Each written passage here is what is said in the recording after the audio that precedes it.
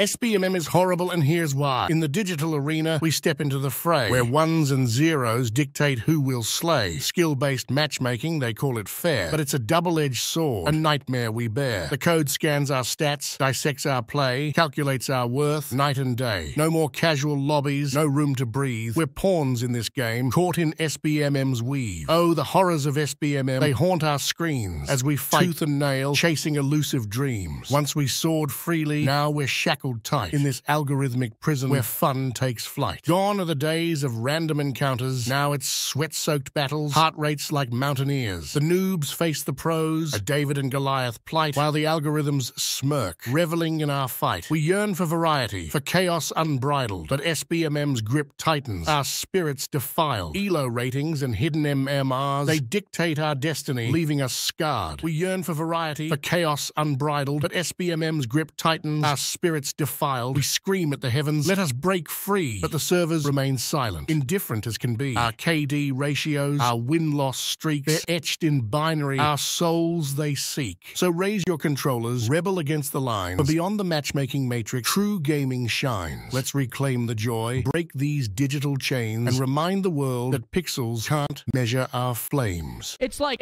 skill-based matchmaking in public games. Why the fuck would you have skill-based in a public game? EOMM, which is rigging your gameplay, determining the outcome of the match before it even gets started.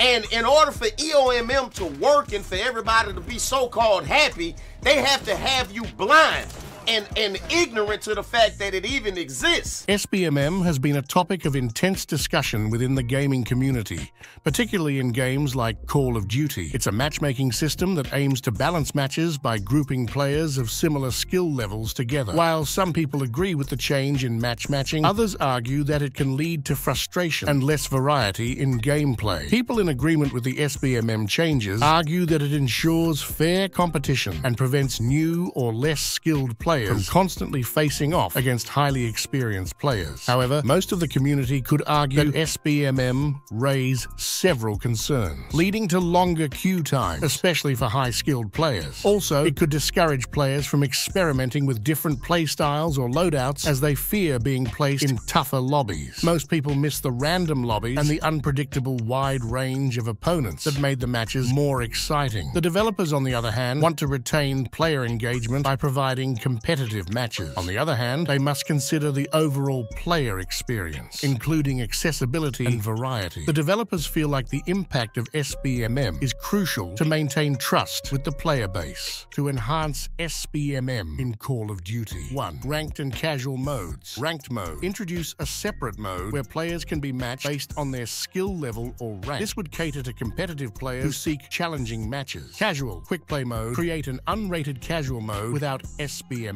Players can experience a relaxed atmosphere away from the stress of higher rank and intense competition. 2. Adjusting SBMM activation time. Decrease the time it takes for SBMM to come into effect after each match. Most players often face instant punishment for good performance. Allowing a grace period before SBMM kicks in, players can enjoy different lobbies without feeling penalized for good performance. 3. Dynamic skill bracket expansion. The developers of Call of Duty should implement a move up or down system based on skill level and performance in matches. If a player consistently performs well, they might face tougher opponents for a few matches, therefore dropping them down to an easier bracket. This adjustment keeps gameplay fresh and prevents stagnation. 4. Transparency and communication. The devs should openly communicate about the presence and impact SBMM is having on the game. Things like blog posts, patch notes, or community updates can improve confusion on how SBMM works and the future adjustments being made to make it better. 5. Player feedback and iteration. Collect feedback from the community through surveys, forums, and social media. Understand player sentiments regarding SBMM. Use this feedback to iterate on the system. Developers can fine-tune parameters, adjust algorithms, and address specific pain points raised by players. As the sun sets over the virtual battlefield, players continue to grapple with the implications of SBMM. Some see it as a necessary evil, a way to level the playing field and ensure everyone has a shot at victory. Others, however, feel the weight